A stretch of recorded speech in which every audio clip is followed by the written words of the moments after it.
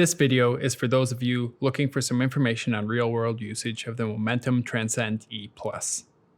Currently, it's end of July 2020, and I purchased this bike in April if I'm not mistaken.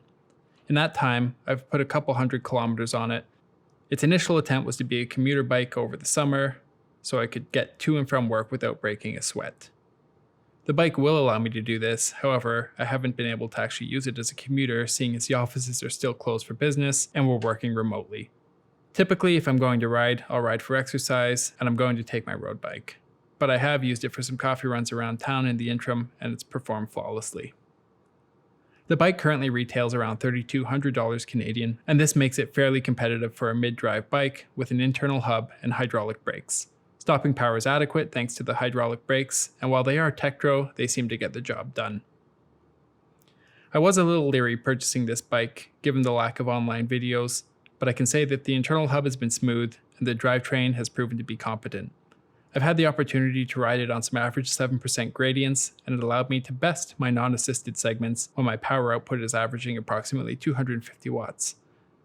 I guess I shouldn't be surprised given the bike has a 250 watt motor, but the weight is significant, especially with the rear rack, hardshell case, and all the other additional accessories. Some of its competitors, such as Rad Bikes, etc., are sold via online distribution model, and I was able to buy this bike locally in Calgary, Alberta. The dealer support, mid-drive Yamaha motor, and Shimano internal hub are all backed up via warranty, and I'm more confident with the traditional brick and mortar should I actually need a timely repair or service, given the fact that Momentum's a subsidiary of Giant. Aesthetically speaking, I find this bike to also be slightly nicer, with better integration than that of its online counterparts. The bike has 6 levels of assist and can be easily ridden without any assistance whatsoever.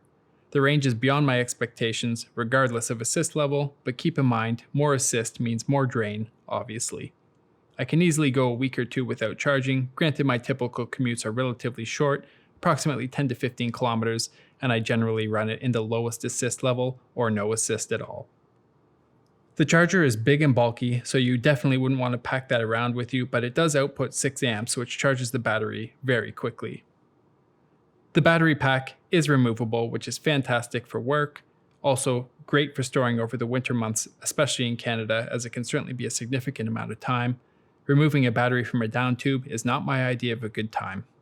The bike and all the accessories as shown, plus lock, comes in a little bit over 50 pounds, assuming my scale is accurate.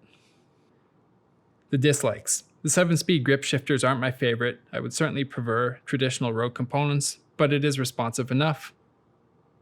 I could have done with some better tires, but they get the job done. The tire design relegates this bike to roads and paved pathways.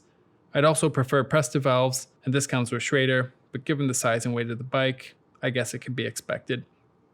I typically run them around 50 psi. It seems to roll well enough, and I haven't had any issues.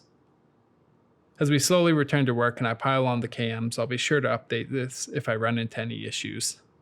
Thanks, and I'll see you next time.